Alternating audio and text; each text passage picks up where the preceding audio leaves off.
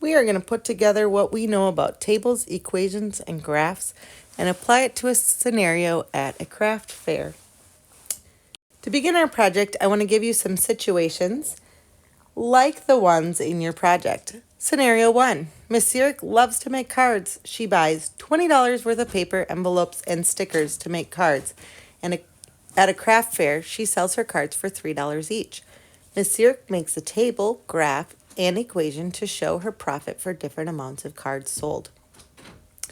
Notice, and you will notice in all of these, that we have a value that increases every time we sell an item. So for example, her cards cost $3.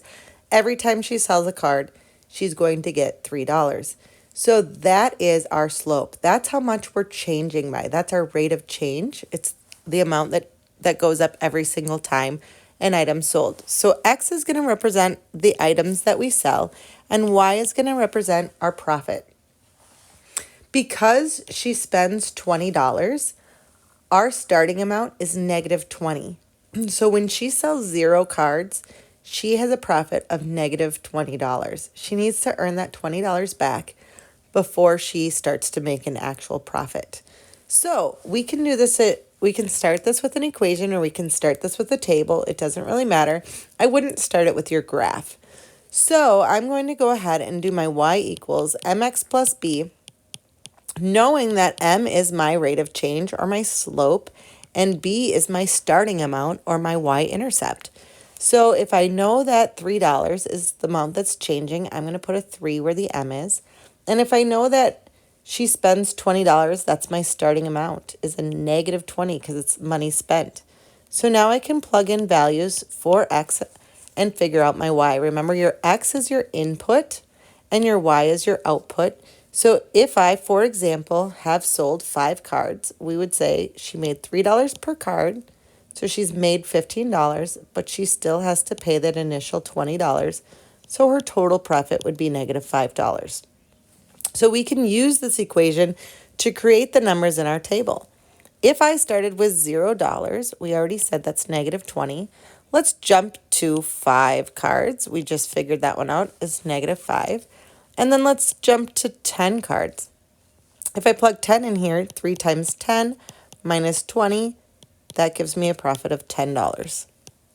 So I have some values. I want at least 3 values before I graph.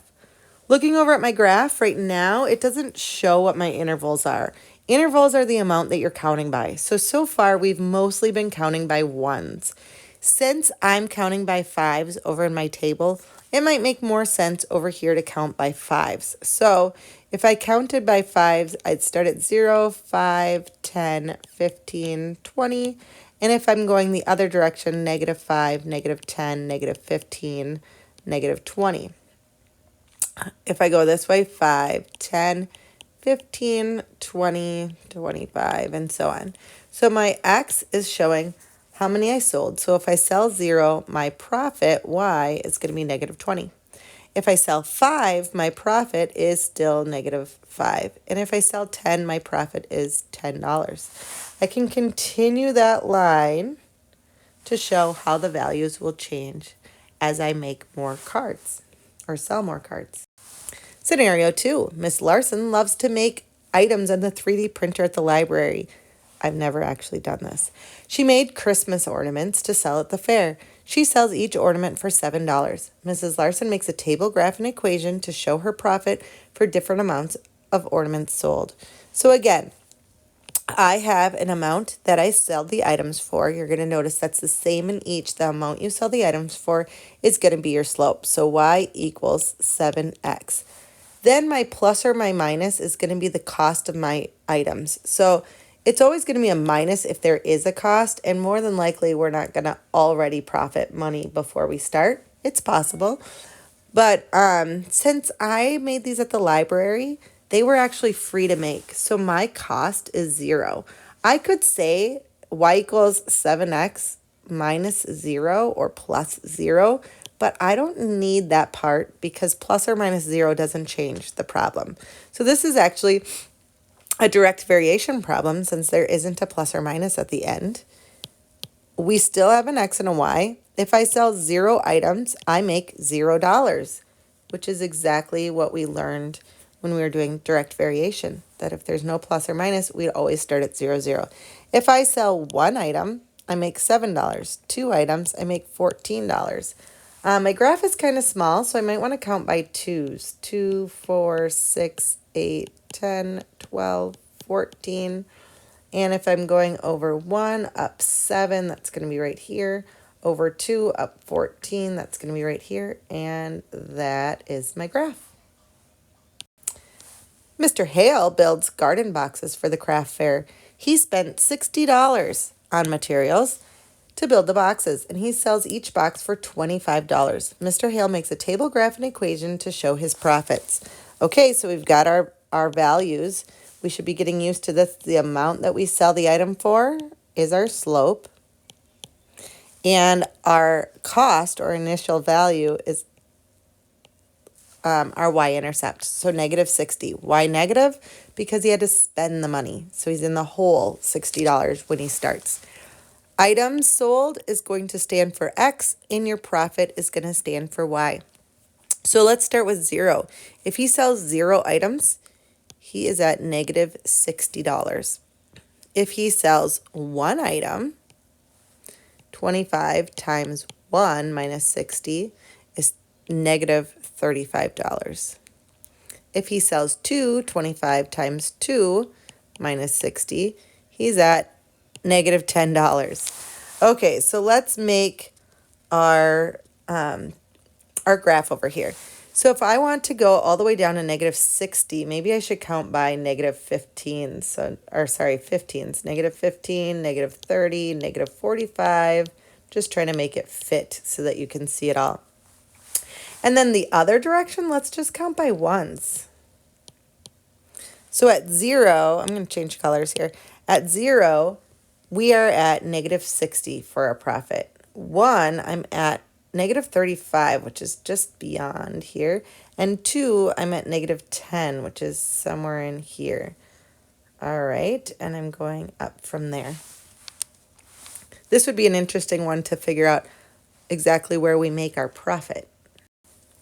Okay, so the actual project, here we go.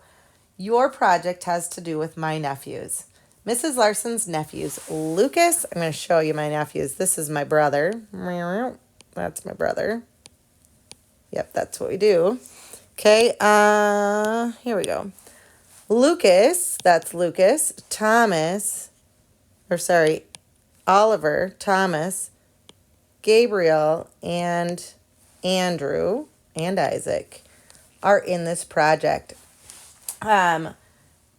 They love to work in Grandpa's workshop. They decide that it would be fun to sell items at a local craft fair. Each nephew builds a different wooden item to sell. Each nephew had to pay for his own materials to begin the project. The nephews tracked their potential profits on a table and a graph and made an equation to figure out how much profit they would make for the amounts sold. Grandpa. In Grandpa's workshop is where they made these items. But Grandpa wasn't paying attention, and he turned on the dust collector. Oh no! Just as the boys were finishing up their tables, graphs, and equations, Grandpa turned on the dust collector and it blew all the papers around. This shuffled the papers and a few of them got lost. Your job in this project is to sort the tables, the graphs, and the equations to match each set with the correct story. Fill in the missing boxes so you will have some blank spots with the correct table, graph, or equation. Afterward, there's some questions to complete. So let's look at the project. This is actually my dad's shop. He really does like to do projects. There's Ellie and there's Carly several years ago. They're very little. This is a very true story besides the fact that they've never done a craft fair. All right, so the papers you're going to get look like these. You'll notice that there are blank spots here, here, and here. So there's a story to be told about each of the 6 nephews. Then you're going to notice that there's 2 papers on the back, one that looks like this and one that looks like this. These papers need to be cut apart because they do not happen in any particular order. They're not sets. They don't go together. Okay, so cut each one apart. So then you're going to have, let's see, 9, 10, 11, 12, 13, 14, 15 pieces. Okay, you're going to stick the 15 pieces into the spots where they belong. Okay, so you're going to try and match the story with a table or an equation or a graph. You're going to notice that there are several empty spaces. Those empty spaces are spaces you need to complete the rest of it. Don't glue until you're sure. Last year, a lot of times people would write like a little L up in the corner or an A, like L for Lucas, A for Andrew, O for Oliver. Okay, they would set out their sets, and if you don't finish when the bell rings, then you're going to tuck all these things into an envelope.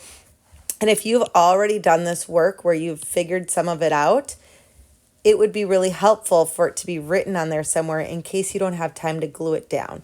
I strongly suggest you don't glue until you've got them all figured out. Okay? So I suggest you can even write the whole name. You can say Gabe, okay, for Gabriel.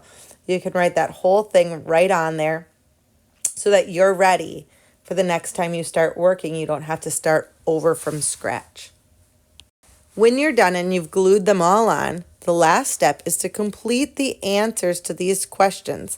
Most of them you need to use the things that you found out from your craft fair project to answer, but some of them are your opinion. Even if it's your opinion, you do need to give a complete answer. Be really careful on this one. There is a question that's underlined, and most kids forget to answer that one.